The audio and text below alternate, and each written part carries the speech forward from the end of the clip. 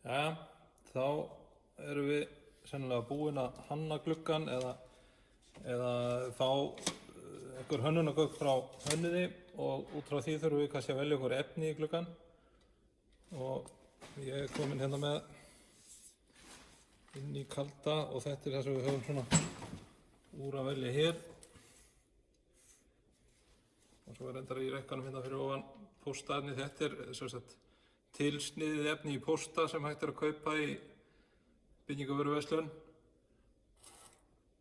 og fínt í einhverju redningar eða einhver gripahús eða eitthvað slíkt en hérna fæstum tilfellum er þetta notað í íbúðarhús. Allavega hef ég ekki mikla reynslu af því.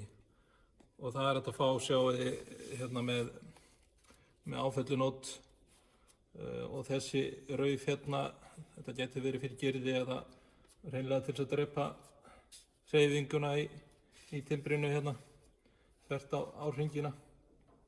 En efni sem við ætlum að nota er sem sagt bara massíft. Hér er annars vegar,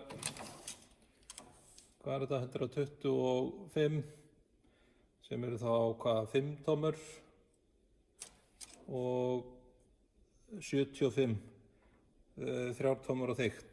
Og svo er hérna með 125 65 sem er 2,5 tóma. Og við ætlum að vinna út fyrir þessu 55 mm, eða munið það. Þannig að þessi planki ætti að duga. Ég ætla aðeins að kíkja á hvernig hann er kvistir og hvort hann er mjög boginn. Þetta er auðvitað lítill gluggi, þannig að við getum nýtt tiltölulega bogið efni í hann. Það er að gera forgangsraða í því þegar maður er að velja sér efni. Nýta bogna efni þegar hægt er.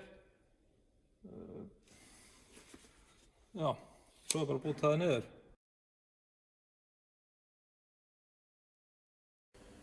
Jæja, plankinn kominn í kútarann. Ég byrjaði að skoða plankan svolítið og velta honum fram og tilbaka. Þann hérna í upphafi er svolítið rifa í endatrénu. Þannig við förum bara og sögum þetta aðeins hérna fyrir innan. Og svo merki ég bara hvað ég ætla að saga langt. Næsta stykki á að vera 54. Ég byrjaði reyndar á málbandi á 10, þannig að við myndum kalla það 64 hér. Glugginn á semst að vera 49-50, þannig ég fer svona 4-5 út fyrir á þessu stigi. Það er kannski gott að taka fram að hérna á þessu stigi er sniðugt að mæla sig svolítið inn á að þetta er ekki með nákvæmir skurðar og taka plankan fyrst hérna í miðjunni. Ekki vera að saga af endanum, þá voruð með svo langt út af borðinu. Bara liður í því að auðvelda sér vinnuna svolítið. Og svo kúttum við hitt bara af smátt og smátt.